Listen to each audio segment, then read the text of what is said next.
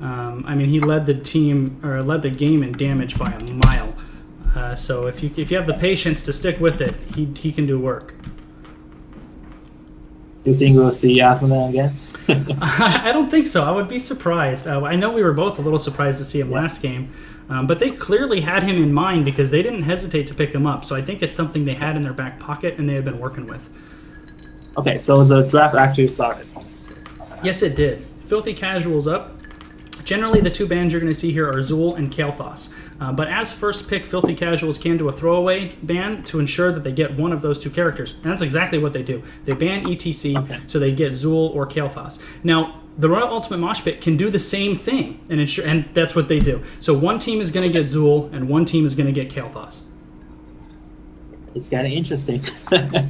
Yes, it is. Both of those characters are really good on this map, and really well played by both teams. They didn't hesitate at all. You could tell they had thought about the possibilities and they had their draft strategy in mind. So now I think Filthy Casuals was hesitating because they figured they would just get whichever one was left over. Now they actually have to decide.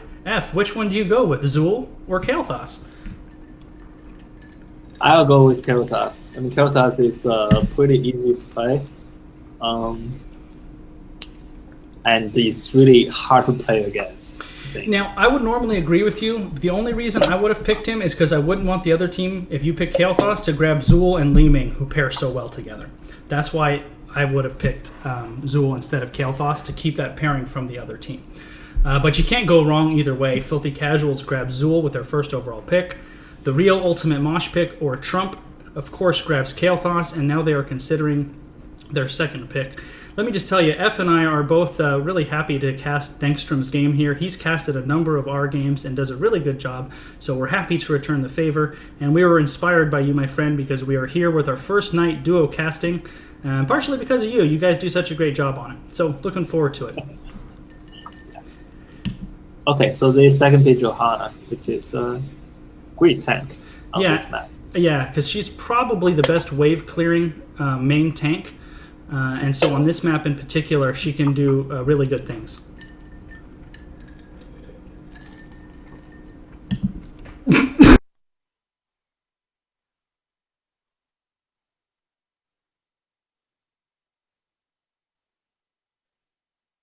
That's it.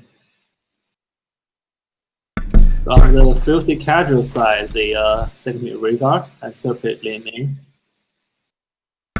Things that both are pretty standard, good picks. Yeah, definitely. Sorry about that, guys. Had water go down the wrong pipe there. I had to mute my mic so I didn't cough all over everybody there. Appreciate F picking up the slack for me. No problem. And just like Johanna is the best wave-clearing tank, Rhaegar is probably the best wave-clearing support. Yeah, I agree with that. Trump bans Merlin. I think that's pretty smart because they already have the tank they want. They do not want to deal with Merlin. Well, not only that, is ETC has also already been banned by the other team, so they're really limiting the primary tank options that are available to Filthy Casuals. Those three tend Merlin to be... does pose pretty it does pose a threat to Kael'thas, so I think that's a smart bet. Well, and also he can really follow up on the Zool Bone Prism with his Stormbolt. So that's going to leave, because kind of ETC, Johanna, Muradin are kind of the three standard main tanks, and so that really leaves them maybe with some options they're not really comfortable with. So we'll see which way Filthy Casuals goes with it. They're really, really thinking about this ban, and they're down to 16 seconds left. Yeah, it will be a hard ban because, I mean, Trump side picked Kael'thas and Johanna. Tyrande ban. That's a little interesting. What do you think they were thinking there? I am really not sure about this Tyrande ban. I mean, I don't know if you have any idea. What I can think of is maybe they want to keep Starfall away from the other team. Starfall is really good right now, especially if you go double support. Maybe it's one of those things, when we play, there are just certain heroes we don't like playing against, and maybe Tyrande is just one of those. But on the other side, if I was Asmodan. on the Asmodan and Johanna, that's the same pairing that No Pants Zone ran last game. And we talked last cast about a late game comp Kael'thas, Johanna, Asmodan, that's a late game comp. Yeah, but it also, I mean, I'm just saying it here. Usually in pro scene, they don't pair Kael'thas with Asmodan because both these heroes are late game heroes. Yeah, early game is you're really bad, and you might lose the game in the early. So. Yeah, if you fall too far behind, you just can't use your late game comp. So the real Ultimate Ashmet, kind of putting all their eggs in one basket, it'll be really key for them to try to stay even or not too far behind in the early game. We'll see. I mean, if they get the late game, they will win. Absolutely, absolutely. We saw the last game, Asmodan almost pretty close to single-handedly carried them to almost a late game win. I like that Sonya pick because that gives them a big, beefy front line for Kael'thas to operate behind. Sonya's really good wave clear, good damage. I really like the Johanna-Sonya pairing.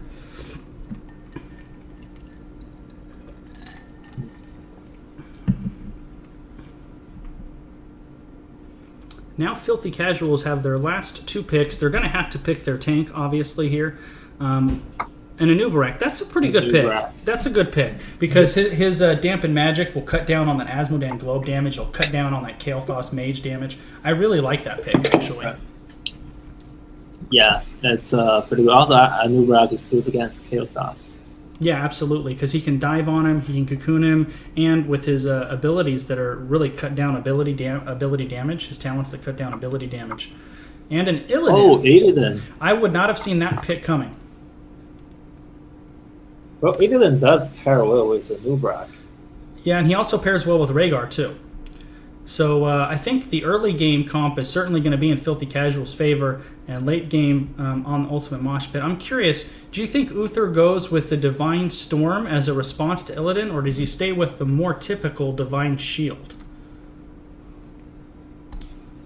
I think it ultimately comes down to player preference. If I was Uther, I would always pick Divine Storm against Illidan. Yeah, because if you go the Benediction, you get your triple stun, and if you lock that into Illidan, you can lock him down for a long time. You use your Benediction, stun, Divine Storm him, and stun him again. Yeah, one thing I want to point out, Illidan is kind of countered by Asmodan, actually. It might not sound obvious, but as the Asmodan's laser destroy Illidan. Well, yeah, I think we talked about this in the post-game analysis. I think it's important for Asmodan to take the movement on his E this map. With so many mobile characters on the other side, you don't want to anchor yourself in one place while you shoot your laser beam out. Yeah. Also, before we even get to game, if I'm Li-Ming, I would take Force Armor for this game, just to just for the Asmodan go. Yeah, absolutely. You really that's that first level talent where you hit your magic missiles and you get like a shield against ability damage. For sure, Li-Ming should definitely be taking that talent. Yeah. And I think it stacks. You get up to 4 charges of it, so you can really kind of stack them up a little bit. Yeah. All right, game is officially underway here. Let's go ahead and switch to our in-game observer. So both these teams Division 3. Both teams have the exact same record at 2-5. So trying to get closer to that 500 mark going into the end of the season. Players, when you watch this replay, because we are players too, and we know you will, please shoot us feedback. I love feedback. We want to know things you liked and things you didn't.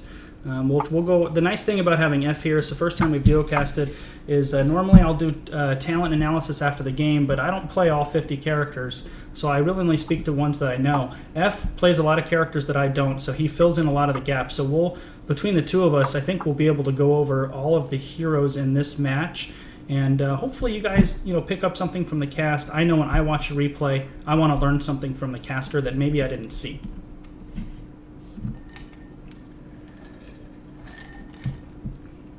So we're just about loaded here, and we'll do our player introductions. Yeah, I really like the portrait. The portrait synergy. Well, yeah, I mean, winning the game is important, but the fashion show, that's what you really want to win. All right, we have the real ultimate mosh pit. The red team for this game. Dankstrom is on Johanna, Rolf the Dog on Asmodan, P-Tom on Kael'thas, Minra on Uther, and Kaisel on Sonya. Want to go ahead and introduce the Filthy Casuals on the blue team, F? Yeah, sure. The blue side is Filthy Casuals, and they have a Trumpler, like a Trumpler on Illidan, Native on Rhaegar, Pick Status on Nurak, and player 2 up playing Li Ming, and their Zoo player is Andre. All right, only 2 members of the Filthy Casuals going for the kind of traditional 5-on-5 skirmish in the middle. I'm glad that they just backed up there because you don't want to engage 2-on-5. That would be silly. So you're not going to get your little skirmish here. I'm curious how they're going to handle rotations. This map is small enough to where you can soak... Oh, Kael'thas is already in trouble. He has Illidan and Rhaegar all over him. That was an excellent empowered stun to get himself out of there. Otherwise, Kael'thas would be dead. I just quickly checked the talents. I mean, on the Trump side, everything seems standard. On the Filthy Casual side, though, Li Ming took Astral Presence. I was just going to comment on that. She really should have taken with the Asmodan and Kael'thas on the other team. I think that could come into play later on. You really want to take that. Yeah. Also, no Damp Magic on the New Breath. I think those are both going to be mistakes that if Trump can get into the late game, those will definitely have an effect on this game. So now what Trump wants to do here is Johanna is like Asmodan's best friend. If they can use Johanna and Kael'thas to rotate between 2 lanes and help Asmodan build up his stacks, that's what you want. You know, by not picking Dampen Magic on Anub'arak, that kind of takes away really the biggest reason you selected him. Yeah. I mean, the Regent Master is good. It definitely is good, but against KT and this Asmodan, I think Dampen Magic is just too good to pass up. I think maybe they picked him almost more as a diving partner with Illidan than with the Dampen Magic in mind. Yeah. So on the bottom lane, we're not really seeing it, but Sonya and Zool are being left to their own devices. We'll flash down there in a minute. Really, I think this is a battle Zool should win, but it looks like Sonya is keeping... I don't think Zool can win this until level 7. Oh yeah, you're correct. And you're going to have 2 different playstyles on here, because Sonya's going to want to jump on Zool, and Zool's going to want to clear the minion waves to keep the pressure on. So they're going to keep pressure on each other in 2 different ways. Zool is going to do it with the skeletons and pushing the lane out, and Sonya's going to do it by just hitting Zool with both of her swords. Yeah. I honestly think Zool is not that good at laning again before level 7, because that's when he can regen from clear crypts. Something I noticed there, and something to keep in mind in the later game, P-Tom was pretty aggressive with his positioning right there and stepped over his tank by a wide margin. You want to be very careful when you do that as a squishy. I will say I'm really impressed, though, with Trump's rotations. They've been working on this because they're clearing these waves really fast, and they're getting Ralph the Dog his stacks very quickly. The Filthy Casual sent reinforcements and almost killed Kaisel on Sonya. He's forced to hearth back. I'm curious if they're going to send somebody to cover this lane or they're just going to wait for Sonya to get back. Experience is about equal.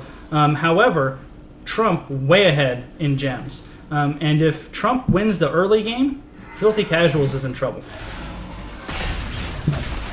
Also, I noticed Johanna took Amplify Healing. Did she? Yeah, which is good, but the thing is, you have a self-sustain. Right. And this is something we talked about. We have Uther. I mean, Uther can only keep 1 player alive. Right. I mean, that amplified healing actually would have made more sense with Rhaegar on like an Ancestral or something like that. Yeah. Yeah, you and I talked about that Johanna level 4 talent last game. On this map, it's a personal preference, but I think it's Laws of Hope or Eternal Retaliation. Those are the 2 that you're going to pick from. Because you don't, as a Johanna, you don't want Uther to use heal on you. Right. If possible. Right. I mean, absolutely. Because you have a Sonya. Sonya gonna need heal all the time. Right. Absolutely, yeah. And in this case, although I prefer Eternal Retaliation for the wave clear, with an Uther solo heal, maybe Laws of Hope is the way to go, because he does good burst healing, but his cooldowns are so long. Yeah, exactly. Now we have Trump, the late game talk that we were talking about. Sonya might be in trouble. See, that was a little bit of missed synergy there. You want Li Ming to almost save her combo for that root. When Zul hits a root, I want to see Li Ming drop her combo on that target. He's stationary and you can't miss. If they would have done that to Sonya, Sonya would be dead right now. Also, there I just noticed something interesting about Li Ming. I mean, level 4, she actually took auto attack talent. You know, I'll tell you why I don't like that, is they have a stun with Uther and an aggressive Sonya. You have to get pretty close to do an auto attack, and when I'm Li Ming, I don't want to get close. So Trump is controlling the early game. They got a fort off of their first turn-in. That's pretty big time. They have currently 2 kills to none. They're about a level ahead, and they're working on their second wall with their first turn-in. I think they're going to get it. They might even get this keep here, or this fort. The fort, yeah. Well, you know, in the draft, we actually talked about, I mean, how the Trump composition really late game comes, but they're actually winning early game. And you know why I think it is?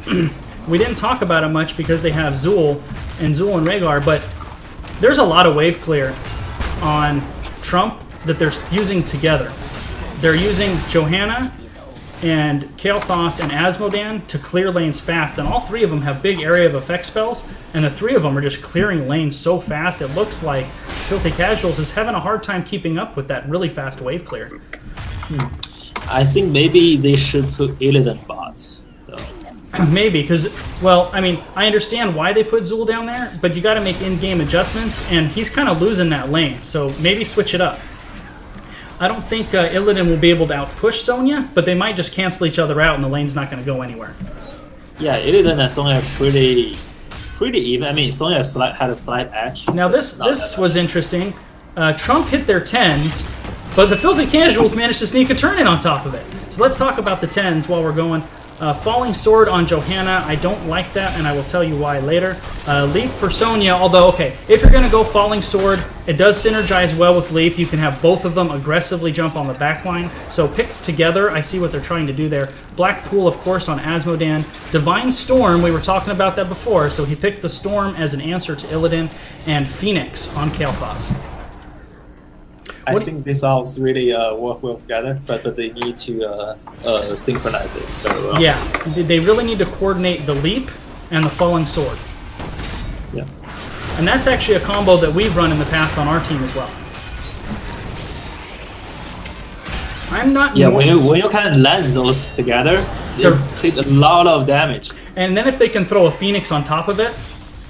Yeah. Yeah. I'm not a fan of Falling Sword on Johanna. And the reason is, especially in solo queue, I don't think in solo queue you should really ever pick it because you really need to seem synergized with it. But I generally like Blessed Shield because Johanna should be in the front line, being the front line for your team. And when you pick Falling Sword, she takes off. She's gone for a little while. So for that reason, I usually prefer Blessed Shield. But in this specific circumstance, trying to synergize it with Sonya, I think it's a good pick. Yeah, I agree. Let's see how well they can. I think this is a mistake, I think, by Filthy Casuals. There's the Blessed Shield. That's aggressive, and it jumps right on top of Rhaegar. But Illidan is on Kael'thas. They need to go save him. And Kael'thas was smart to run toward his team, not toward his base. That was very smart on Kael'thas. I still think he's going to go down. If Li Ming gets these resets, this is going to be really close. She does get one reset, Zul down, Rhaegar down, Illidan down, and only Kael'thas so far, but Uther is really low. Nice block by Kaysel on Sonya. He took the Arcane Orb in the face to save Uther's life. Really well played. I'll tell you, I didn't like that engage by Filthy Casuals. They were trying to force a turn-in, but they didn't have enough to actually get it, so there was no reason for them to fight there. Yeah. But I think they just got their level 10. I mean, maybe they think they need to fight. Yeah, maybe, but they lost it. They lost that team fight, and now that's 2 turn-ins to Trump for none. They have an 11 to 13 talent advantage. What's Asmodan's bonus damage at there, F? Let me check. 266. So he's more than halfway there. That's pretty good. Yeah. Johanna, very deep. She's going to get blown up. That was a mistake by Johanna to go that deep. KT. Careful, KT. Yeah, he's really low. Ancestral on Anubarak. I want to see Filthy Casuals maybe pressure this, but whatever they're doing, they need to do it as a team. They're kind of half both. They need to either kill the Web Weaver or go kill Trump. Yep. Illidan needs to be really careful here. He's a little far forward.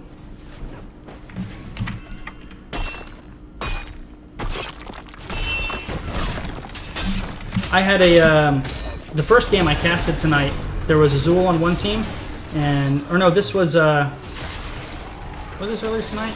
Oh, Anubarak went in. Oh, well, that's a good Metamorphosis by Illidan. I don't like Metamorphosis using it as an engage tool, though. That's a good route on Uther because he can't cleanse itself. Wow, great leap by Sonya to blow up Anubarak. Rhaegar now in trouble. Falling Sword is going to catch just Illidan. And there's the globe. It's already doing big damage. The Phoenix to take out the wall.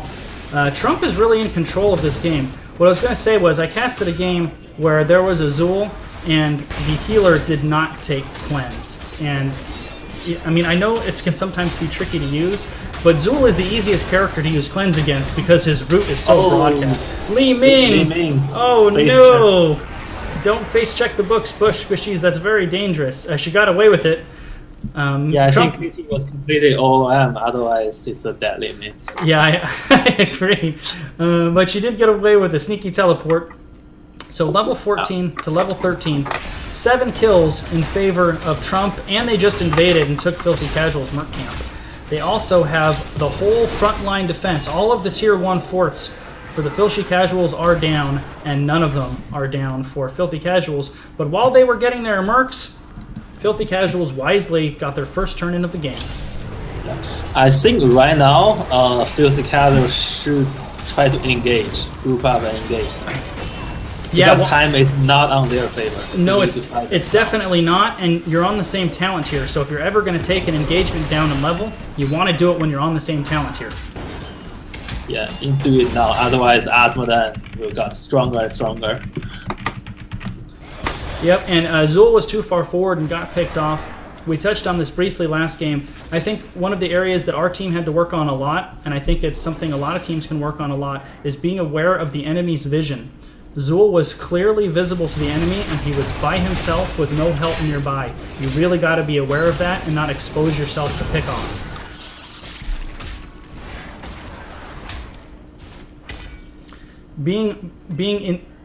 Keeping your team not visible to the enemy is a really useful tool, because if they don't know where you are, they don't know exactly what to do about it. This is an aggressive rotation from Dengstrom. I guess when you're Johanna, you can just kind of walk around where you want to. Illidan got absolutely blown up. Was that Sonya who picked Illidan there? Yeah, Sonya used the leap. I was going to say, I think she's really the only one with the burst to do that. So well played by Keisel. We've seen a couple of really nice plays by him on Sonya. So look at this. Trump is a talent tier ahead, and they have another turn-in, F. They can go back-to-back turn-ins here. Yeah, they actually reached 16 now. I don't think it's looking good for Filthy Casual right now. No, this is something we've touched on before. This map can be very snowbally. If you get the first turn-in and you control the turn-in points, you can really get rolling on this map. And what a very heads-up play to start the Merc Camp before the turn-in was over. So now they're going to get their third turn-in of the game, no turn-ins for Filthy Casuals, and they're going to have Giants pushing on the bottom. And it looks like they're going to rotate to top, so they have 2 lanes pushing. Really, really smart shot calling and smart playing by Trump here. Filthy Casuals basically needs a strong team fight win here to get back in this. Yeah.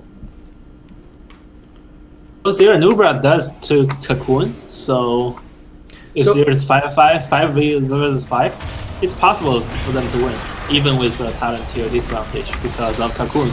This is what I was talking about and being aware of team vision. Uther and Illidan were caught out. Illidan was cannot like all by himself. No, well, Zul was there, but he was forced to withdraw because he was almost dead, and there he finally died. You know, Li Ming is really good, but she doesn't get her full value, and she becomes mediocre if you don't get her resets, and they really haven't been able to do that. If Li Ming doesn't get her resets, she's just another character, not a really strong one. Yeah. Trump is really in total control of this game. In the next team fight, if you're a Nubarak, who do you cocoon, F? I will probably do it on Uther and let Illidan go ham on Kaothas. That's not a bad plan. I mean, oh, Dengstrom. Oh, good heal. And they get a reset. And there's the Iron Shield. No reset yet. Dengstrom almost got himself in a lot of trouble, but a clutch heal from Uther and a clutch Iron Skin was just enough. Yeah. Wow. So Raffledog gets rooted by Zul and responds by dropping down a black pool and globing their team and forcing them back. I mean, that globe, is he at max stack shed on that thing? Let me double check. 426. So pretty close. And the damage is crazy. I'm going to check the... So we have a Nubarak at 34,000 hero damage, a second on his team behind Kael'thas. Oh, that's really good. Yeah, Filthy Casuals, they're really on their back foot here. They still don't have enough gems for a first turn in.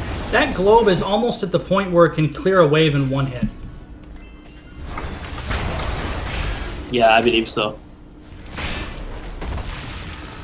So Filthy Casuals... They don't even need Blackpool. They just no, they don't. Okay. You know, Filthy Casuals, I think what they need to do here is take a fight before they get to 20. But they can't stay up long enough to really do anything. Yeah. Oh, Blessed Shield. This. Do that. Oh, okay. The core is open. This could be game, maybe. It could be. Maybe. I mean, they have enough time. I mean, they can just forget about the main keep, go directly to core. Yeah, they could have gone around to the top, but I mean, they didn't waste that much time. The tower is unnecessary, though. If they've decided not to go for core, then you clean up all the buildings. But if you're going to go on core, you got to do it now. See, they waited too long now. Now they just need to back up. Yeah. See, they probably could have won there, but the team calling wasn't decisive enough, and they're not going to be able to get it. All of Filthy Casuals is coming up. It might be too late. It's going to be really, really close. There goes. See, can Li Ming get a reset? Yeah, if she gets her resets, they can turn this around. A Metamorphosis from Illidan. Core at 22%, now down to 15%. It's going to be very close. There it goes. There it goes.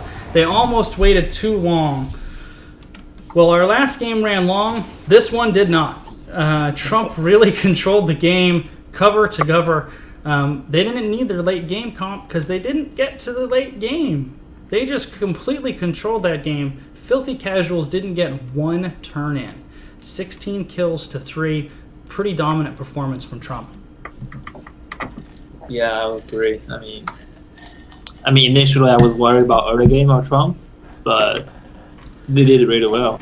Yeah, they did, and you know, Filthy Casuals did get caught out a couple times, and when you get caught out when you're behind, it really, really hurts. Only 3 deaths, so really well played by Trump. They just got ahead, and on this map, you can snowball, and that's what they were able to do. Li Ming did do a lot of damage on her team, 49,000, second in the game. Kael'thas, of course, at 53,000. Asmodan, look at that, 209,000 siege damage. It's just crazy. So much. All right, let's go over these talents a little bit, see what these guys were trying to do. What do you think of this level 1 here? This would not have been my choice, I don't think, if I were Zul. I think it's fun. I mean, you never will go wrong with Shade. Because even if they are not auto-attack based heroes, everyone do auto-attacks. And that's right? True. I think my choice would have been the one where it explodes for 15% of their health with 2 frontliners and an Asmodan. You catch both frontliners and that's a lot of damage. You know what? The thing I don't like that talent is you got blown up pretty quickly. That's true too. Let's see what else he went here. Jailers, yeah, that makes sense to push. What do you think of this level 7 talent? Zool is not my strongest character, so I'm not going to comment on it too much. Yeah, the level 7 is pretty standard. I mean, you have a lot of minions on this map, and each that minion will give you will heal you. So Now, what about the ultimate pick here? This is a pretty big one. Both of Zool's ultimates are viable. Skeletal Mage can. I usually took Skeletal Mage on some. If the opponent team are more like ranged species, you can use that as an engage tool. Right. But if opponent have a lot of melee, I think Poison Nova is a better ultimate. I mean, they have Sonya, and they have Johanna, and Uther. So Poison Nova will not be very hard to hit.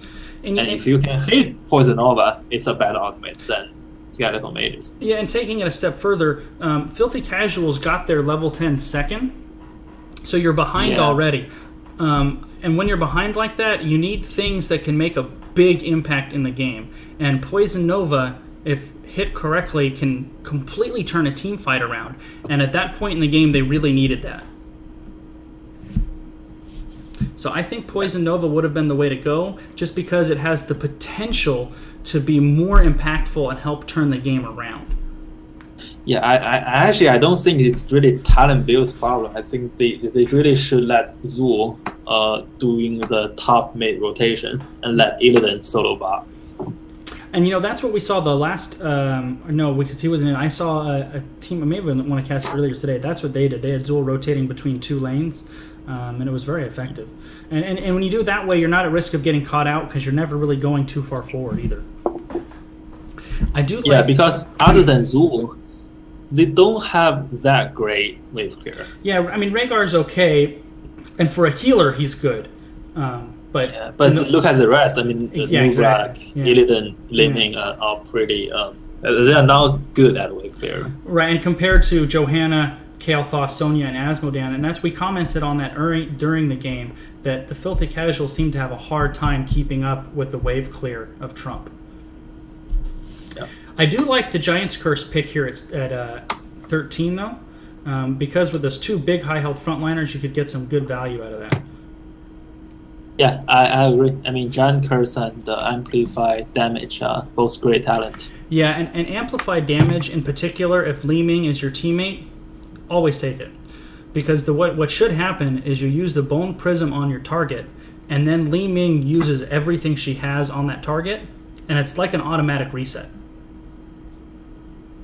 That Bone Prism roots the target in place, and since everything Li Ming has are skill shots, once they're in place, you can really blow them up. So that talent and Zool in particular synergize really well with Li Ming, and that's not something we saw that they were able to take advantage of for whatever reason. Yeah. I think when they reach level 16, they're pretty big. Yeah, the game was kind of in hand by that point. Rhaegar's build, I think if you're going to take Colossal Totem, you have to take the increased slow at 16. This talent's really been nerfed and stacks up to 20 times. How many times are you really going to hit up to 20 times on this? I think if you take the Colossal Totem, you have to take the slow. And in my opinion, I never don't take the slow at 16. It's just so good. It's an excellent disengage tool if your team has to retreat, and it's a good pursuit tool as well. But to be fair, they do have an Illidan that can pair extremely well with Storm Show. I mean, if they're winning, I mean, this talent is great. That's true. And like I said, at 16, it kind of didn't matter anyway. But the synergy between 1 and 16, I think, is too good to ignore. If you're not going to take it at 16, I think you should select something else at level 1. Cleanse. I'm not sure they had too much to cleanse, actually. Yeah, the only thing is Johanna. Well, they do have some stun lock, like a KT stun, Uther stun, Johanna stun. And especially once he went Divine Storm. But when he picked this at 7, they didn't have that. So maybe he anticipated it. At level 4, I would have preferred the healing totem myself. That's the one that I've gone to lately. And if you're going to pick 4, you should pick the... if you're going to pick the cooldown, the mana cost here, you pick the cooldown reduction here, because it goes back to that synergy that we were talking about. With 4 melee characters, tidal waves at 13, you can get really good value out of it. So I would have liked to have seen Spirit Walker's Grace with tidal waves here. I actually prefer this talent, and I would have liked to have seen the healing totem. It's never wrong to go cleanse. Ancestral healing, of course, is the pick. And I like this. It goes really well with Illidan. Actually goes well with the Nubarak too. What I would have changed if this were my build at 16, it didn't matter. But I would have still gone the Earthbound Totem, and I would have gone with the Healing Totem here. And then that would have been my build. So it's just something for Native to consider. And guys, when you watch this, it's really not criticism. It's just giving you another perspective, different ways of looking at things. Maybe you didn't think about. I don't play a Nubarak, but you do. So. Yeah, Nubarak is one of my new favorite hero. We already talked about that before the game. So I think against their Killzar and Asmodan, you really should take Dampen Magic. And that's the level 1 talent, right? Yes. Yeah, I agree. I mean, so much of their damage, Asmodan and Kael'thas, and even Sonya's Slam, is ability damage. Yeah, it does. Yeah. So I think that was the way to go there. Regeneration Master does make sense on this map in particular, where the lanes are so close and you can collect globes. But even considering that, I still think Dampen Magic was the way to go. Just because the spells Killzar and Asmodan is too powerful. Yep, absolutely. What about the rest of the talent selections? The rest of the talents, okay. I mean, those talents, they're all good. The only thing is level 7 and level 13. They don't synergize that well. I mean, level 13, you have the option to take, I don't know what's that called, but basically when you use your shield, you also do AoE damage. It pairs extremely well with the level 7 talent. Level 7 talent basically gives you cooldown reduction. Right. Yeah, when you took this talent, I think it makes more sense to take the shield talent at 13. Yeah, that's more damage. That makes sense. And as players, that's something you're looking for when you build your talents just generally. I mean, because most of the talents in the game, there are exceptions, of course, but most of the talents in the game are viable and have their uses. So when you're making your heroes build, you want to maximize those talents by getting them to synergize with one another. That's what you're looking for, is the synergy between the talents to maximize every possible advantage you can get. Yeah, and level 13 he took Blood for Blood, which I mean, usually I don't take the talent, but I agree with this talent choice for this specific situation because they are behind, right? Right. You're behind, you need all the damage you can get. And not only that, but when there's a double tank on the other team and the ability is a percentage of health, that's when you get the most mileage out of it, when you hit those percentage-based abilities on tanks. And Asmodan. Yeah, actually, also Asmodan. Yeah, exactly. Yeah. I was just saying the same thing. Had more, he has the highest does he health have more HP than Sonya? He has the highest health pool in the game of anybody not named Cho'Gall. So it absolutely would have worked on Asmodan, Sonya, or Johanna. Any of the three were good targets for it. So you're going to get excellent healing and do good damage out of it. Yeah, I think that except level 1 talent, I would do Dampen Magic. Other than that, it's okay. It's pretty good. But I think the main thing is if you look at your comp, you're a Nubarak. I would like to see it play more aggressive, maybe. Because your team is gonna, if you don't aggressively engage, Asmodan and KT will just kill your team slowly. Yeah, and that's not something we speculated in the beginning. They picked a Nubarak because of the Dampen Magic, and then he didn't pick that talent. So the next thing is they probably picked him as a diving partner for Illidan, but we never really saw them dive together like that. And with Rhaegar and an Ancestral Heal, if he's kind of hovering in the area, it's your get out of jail free card. It gives you a little bit of wiggle room to be even more aggressive. Yeah, they do have several chances when they have same talent tier. that's what I would really want them to do, force a team fight. Because they have a Nubrak and Illidan. I mean, these are really aggressive hero. You need to play them aggressively. Also, he has a Cocoon. So with a Cocoon, it's possible to win the team fight, even if you are slightly behind the experience. Yeah, they could. I don't think they never group up that well. No, they didn't. And you know, every team falls behind. It happens to everybody. So when you're behind, you have to take a team fight. You want to do it on the same talent tier. That's when you want to force the team fight. And on the other side, when you're ahead, you want to try not to let the other team force the team fight. Then keep leveraging your advantage on them. I mean, I think the way for them to do until you get another talent tier. Exactly. And I think the way for the Filthy Casuals to approach that, it would have been you have Illidan and a Nubrak dive on Kael'thas and you cocoon Uther. So no healing and no escape. You blow up Kael'thas. That's I think maybe what they could have done there. Yeah, and Li Ming can get a reset and blow up everything else. Right. Let's talk about Illidan. I am of all the characters that I play, Illidan is probably the one I'm the worst at. He's an awesome character, and I am probably the worst Illidan player ever. So I will let you talk about after the rework, Illidan is really strong. I think his talent are all pretty good. I mean, at level 7, most people take a reflexive block, but here he took the Hunter's Onslaught. Basically, ability can heal. Ability can heal 25%, which is good.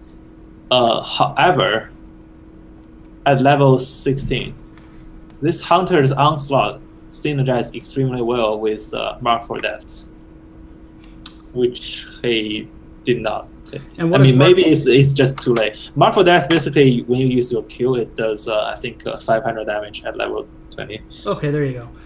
So it's a little bit of burst damage to go along with it, yeah. Also, it's ability damage, which can heal you. Now, the other thing I wanted to talk about, and I touched on it briefly and we went away from it in-game, was when you should be using Metamorphosis.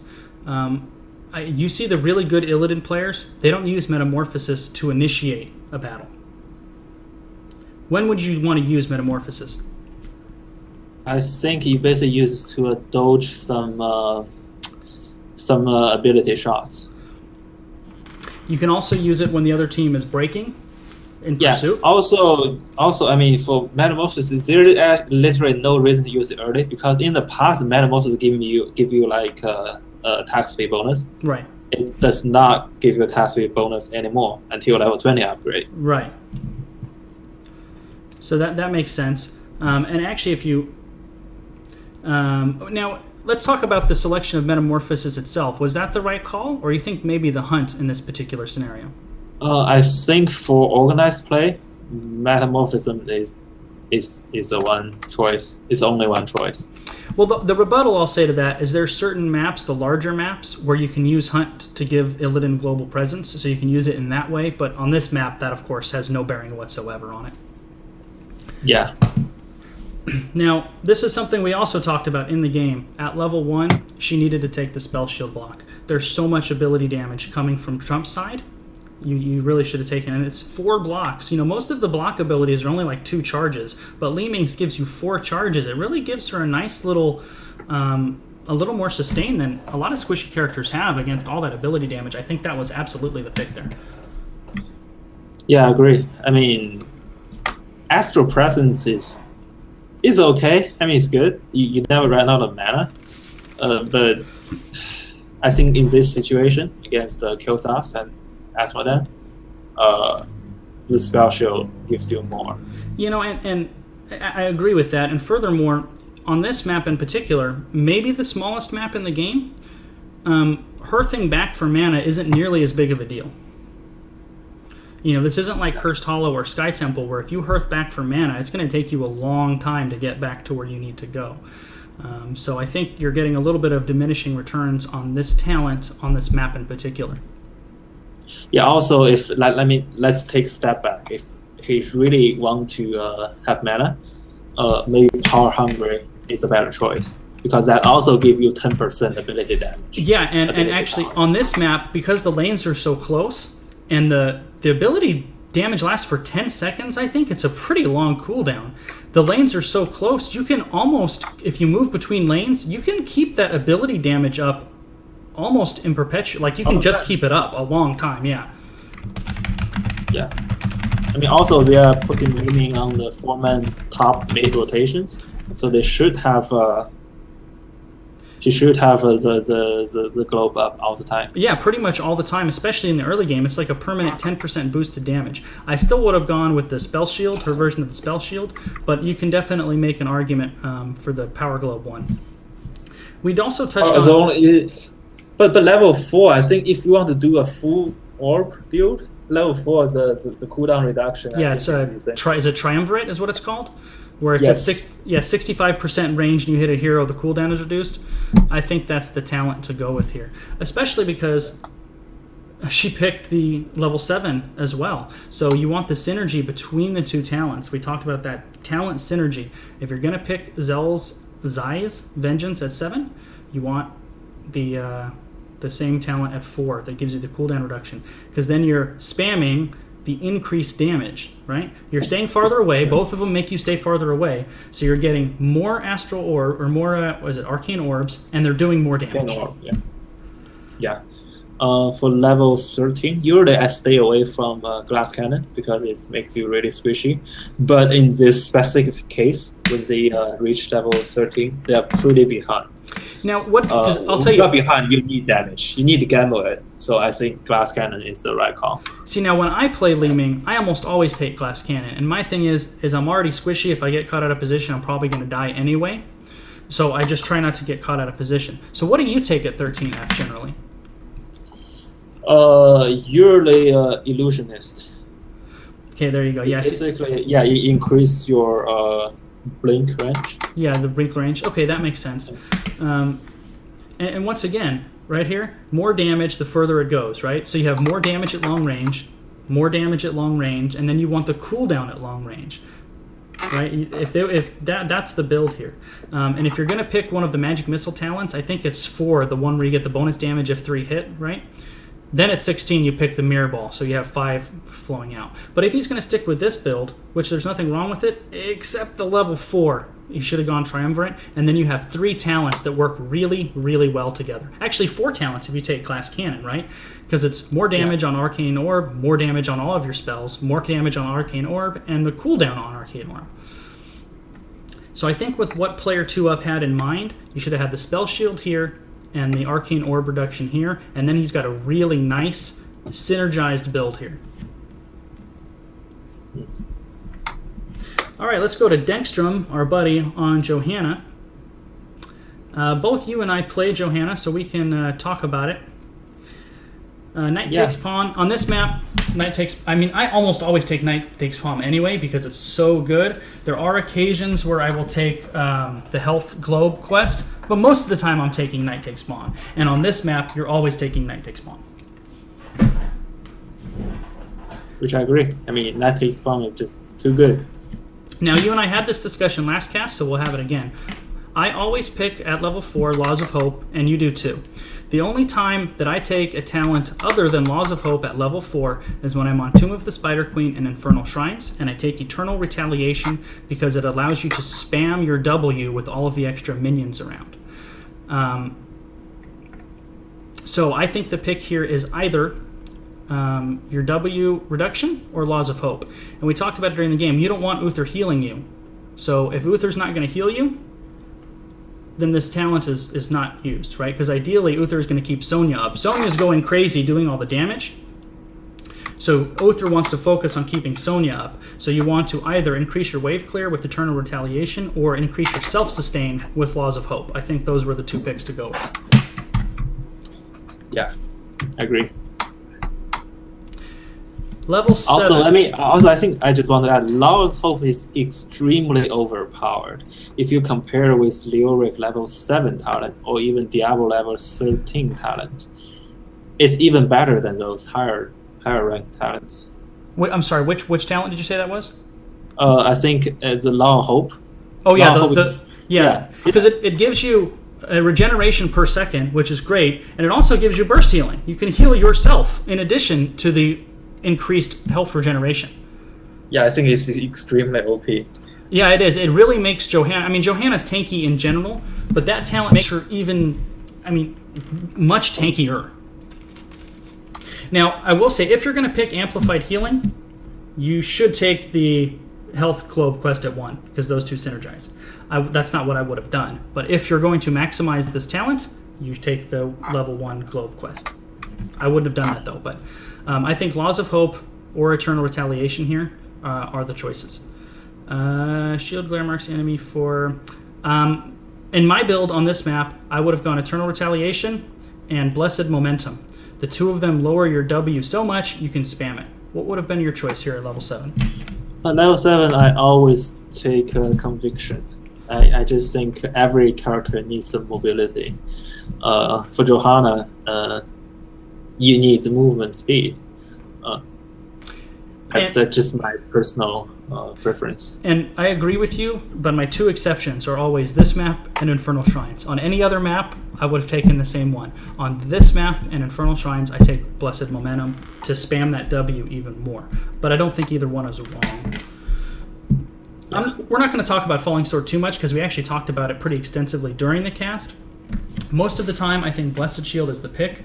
However, he used it, a Falling Sword and Leap. The two of them used those both really, really well in Pursuit. They didn't really use it. Sonya used Leap to initiate. Dengstrom didn't use Falling Sword to initiate very much. He saved it in Pursuit to catch fleeing enemies, and he did it to really good effect. Yeah, which I agree. It's pretty good. What's your level 13 pick? I think he actually took this Holy Ground after he just got blown up in the fight. So I kind of understand why he want to increase Iron Skin. Right. I like this talent, but only when I'm picking the other Iron Skin talents to go with it, because it goes back to the synergizing the build together. So with the build that I would have gone with the Eternal Retaliation and the Blessed Momentum, I would have gone with Burning Rage is 13, right? Yeah, Burning Rage, because then you're constantly pulling the minions to you, and you're constantly pulling them into your Burning Rage. So that's that synergy that we want in all of our talent builds together. Yeah, Burning Rage is kind of standard, but I mean, basically for Johanna level 13, you can pretty much take every talent. Right, absolutely. This is a good pick because there's an Illidan on the other team. Anytime there's an Illidan on the other team, you can't go wrong with Imposing Presence. And to be honest, I think Johanna's level 16 talents are a little bit underwhelming anyway. Yeah. In this game, it really didn't matter because by this time the game was over. And we talked about this last cast as well. I think the vast majority of the time you should be picking Indestructible. Actually, obviously to win the game. But if in a similar situation, I think I would take Storm Shield. Well, that's where we were going to go. Because you are going to get the core, right? Yes. I mean, there's always a chance that something went wrong. Absolutely. Storm Shield can save your team. You beat me to the punch, F. The majority of the time, I think you're taking Indestructible here. However, if you ever come up with level 20 right as your team is going on the core, take Storm Shield. Because you put it on your team right as the core starts shooting at you or when the enemy team engages. That's when you want to take Storm Shield in that specific spot. If your team's going on the core and you get 20, you pick Storm Shield. And I've seen it in the pros where teams do that. They'll have like 2 or 3 players pick Storm Shield and they'll just spam it one after the other. After the other, you got to synchronize it so you don't overlap. But I've seen teams do that where they get 20 right as they're going on the core and you'll see multiple players pick Storm Shield. Okay, Sonya, not my department. Sonya, I think is pretty standard. All the talents are standard.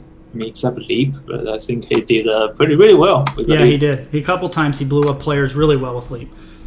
Yeah, as Sonya, I mean, it's extremely important to know your limit. You need to play aggressive, but not like just suiciding. I think Kai'Sa did really well there. Yeah, I think he blew up Illidan like 1v1 at one time. Yeah, and I forget who, but he caught somebody else out with a Leap and blew him up too. I was pretty impressed with Kai'Sa's play on Sonya overall. I think he did a really nice job on him. Yeah.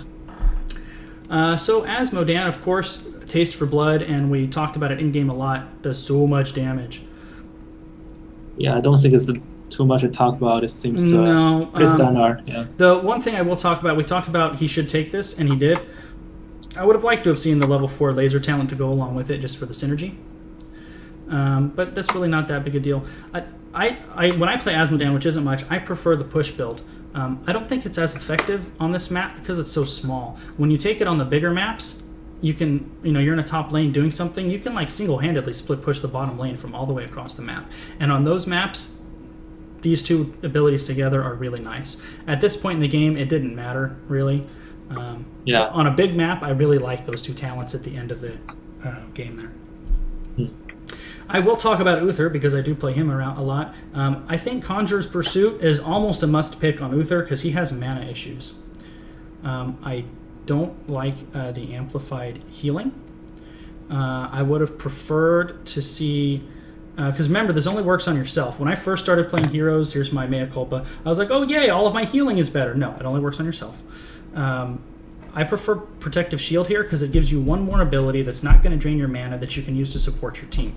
And with big, beefy health pools on Asmodan and Sonya and Johanna, you could have gotten really good mileage out of that Protective Shield there. Which I agree. But I don't think Amplified Healing is wasted here because when Uther uses W, I don't know what's that called. Yeah, it does heal himself as well. Yeah, it does heal himself automatically. And it does synergize with Conjurer's Pursuit. It does. I'm sorry, only the healing one, not Conjurer. Yeah, the healing one. We talked about that on Johanna. So yes, it does increase the W, but I don't. If I'm healing myself as Uther, I don't like. You should really never use Q on yourself as Uther. Basically, I still think the Protective Shield because it's his cooldowns are so long. It's like one more healing ability. So I like the Protective Shield there. When there's Azul on the other team, you always pick Cleanse. Always. Normally, you would go Divine Shield, and you put it on Sonya, and you let her go ham. However, with an Illidan on the other team, we talked about this pre-game, which way would he go, Storm or Shield? Divine Storm is the counter to Illidan, and, I was going to say you need the Benediction here. Then you have your triple stun. You E him, you have your Benediction, you E him again, and then you can Divine Storm him. You can lock down Illidan for a long time. And then if he's still alive, which isn't likely, you can Shrink Ray him too. I like the Shrink Ray pick. I like the Divine Storm pick. I want to see Benediction here at 16. Well, Hardened Focus does synergize well with Amplified Healing, so I think he has some sort of build in mind. Yeah, he's trying to go for that long distance W build, but it's not nearly as effective unless you take the increased length and radius at 7. And you have to give up Cleanse to do that, and you can't give up Cleanse against Azul on the other team. So I kind of see where he was going with it, but with an Illidan specifically, I want the triple stun combo. So I want Benediction for the triple stun. And of course, Redemption. You always take Redemption at level 20. Except they are winning, they want to push for core at their 20 and the opponent's not 20. I will take Storm Shield. Right, and that goes back to what we were talking about earlier. You could actually have had Johanna and Uther both take Storm Shield, and you can double it up on the core. But in general, you're gonna take Redemption. It's almost a reflex pick where you're an Uther player, you grab Redemption. And Kael'thas. I'm familiar with his builds, and Kael'thas, for whatever reason, is the only ranged assassin that I'm very mediocre with. Let's talk about him. What do you pick at 1? With? I think this P-Tom player used a pretty standard so-called American build. Right. Basically, you just want to use your stun, use the tornado thing on somebody, and blow him up. Right, and there's basically this Gravity Crush is like a vulnerability, but only for damage from Kael'thas, and then you get the. See now, there's a choice here. I prefer the cooldown reduction one if you hit it, because then that allows you to take advantage of the more damage for. But I think that's just a personal preference thing, whether you want the increased range or whether you want the cooldown. Level 4 actually, the Nether Wind actually increased the range. It does. That's a big deal. Yeah, the other one is a cooldown reduction on your Whirlwind when you hit it. I think either one you can use. It's just a preference thing. Well, for cooldown one, that's kind of difficult to use because you run into mana issues. Yep, that's true as well. I still prefer the cooldown one, but especially with these dive players, they might be on top of you. I don't know if you need the range. Phoenix, I think, Yeah, I is the, think that's a fair point. Yeah. on this map, Phoenix is the way to go. There's no two ways about it. And Fission Bomb. Okay, I was just gonna say, if you get Fission Bomb, you have to get Master of Flames. So he did the right picks there, and that's my choice here. Doesn't mean this one is the wrong one. It's just a preference thing. This is actually a really good build overall, because what you do, yeah, it is. yeah, it's a really good build. You hit your D, you get your additional damage from your Whirlwind, and then you drop Living Bomb on him and you auto attack him, and it's a lot of damage. It's a lot of damage. And Fission Bomb and Master of Flame are they're married together. If you get one, you get the other. Yeah. I mean, as I said, this is so-called American build. Yeah. I mean, there's another Korean build, which I think might be better. I mean, against the dive count, but in the game, Nubrak and Illidan, I mean, it's not that threatening because they are level disadvantage. But I think Illidan has like 2 times almost kill us. Yeah, he came close a couple times.